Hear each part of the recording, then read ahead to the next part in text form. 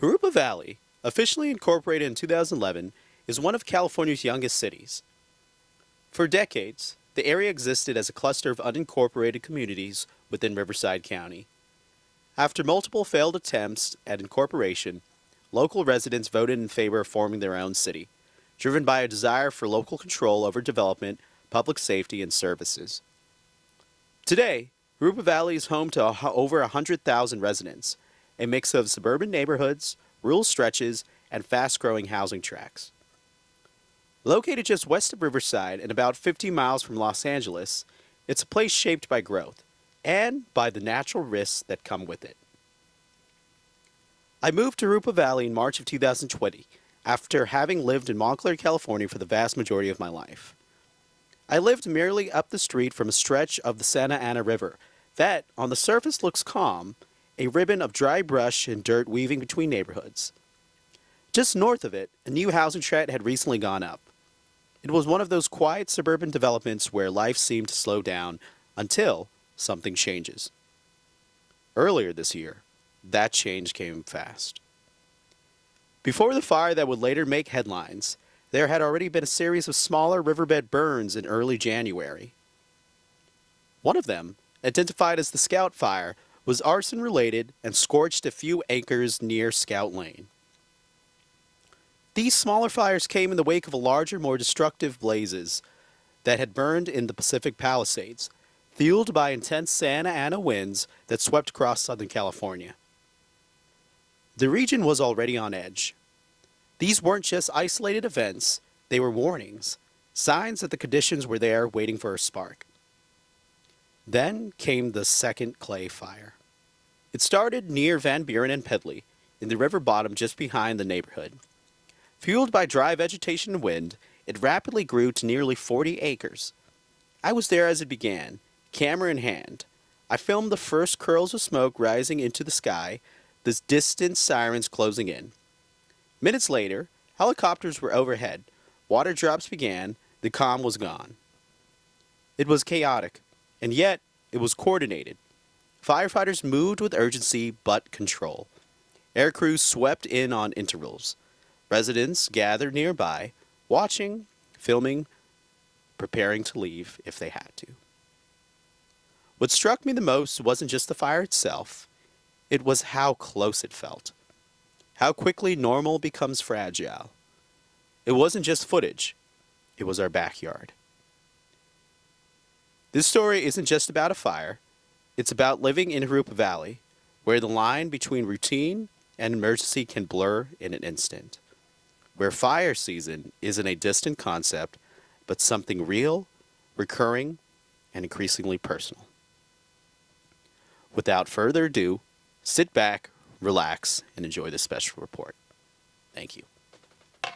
So hello guys, right now I'm standing in Jurupa Valley. As you can tell, right behind me you see a huge flame with billowing smoke coming from the riverbed in Jurupa Valley.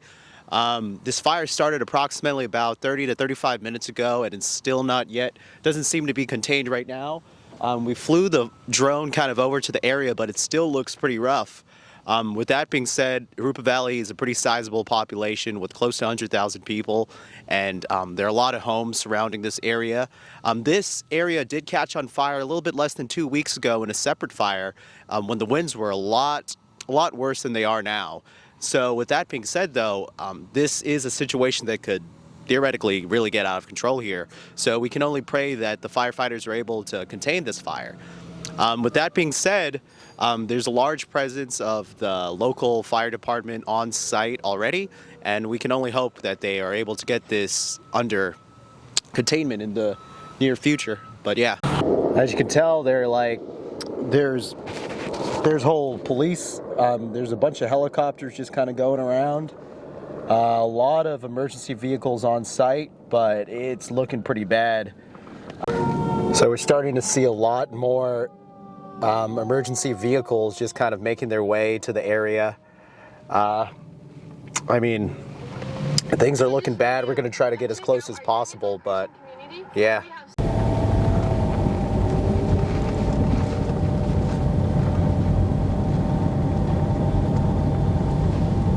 As you can see, they're starting to block off areas of the road. The fire is getting big. You can see that the sheriff department has blocked off areas of the road. They're not letting too many people in, so we'll have to see how this goes. But again, you see a lot of different aircraft kind of just going around doing their thing. But again, this is looking to be a growing situation. As you can tell, there are a lot of emergency vehicles just moving into the site right now. They already did about one airdrop from a helicopter, but you can see the billowing smoke kind of in the corner. If I could just focus there. Billowing smoke. The authorities have shut down numerous streets leading there, but still looks like a pretty bad situation. Fire's also at 0% containment at this point in time. Hello guys, Mark Torrey reporting for Journalism Era. Right now I'm standing just a little bit north of Van Buren, south of Limonite, and west of Central and Riverside, California. Right now we have a fire burning in the riverbed just south of Van Buren in Jurupa Valley. As you can tell, CAL FIRE is kind of just staged in this area. There have been numerous helicopter drops in the area, just dropping about a lot of water.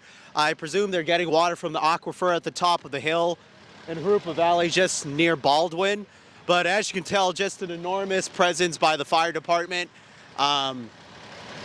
Just from the view on the ground, the smoke has seemed to be a little bit smaller than it was about 30-45 minutes ago. But again, as you can tell, still a lot of units in the area, a lot of attention just being placed on this fire. The causes of the fire are still unknown, but I assume they're going to get to the bottom of that as the days come. But as you can tell, just an enormous presence of fire. Fire department here, CAL FIRE, sheriffs have closed portions of the street, allowing some residents to come in, but as you can tell, the situation is still very dire. The fire is just a little bit to my left over here, but luckily enough, the winds aren't as rough as they were yesterday, but they are set to pick up today. So hopefully today the fire department is able to control it. But for the time being, this is a pretty serious situation. And there's another helicopter about to drop water right now. We could just point in. All right, guys. So we see some emergency vehicles. Get out the street.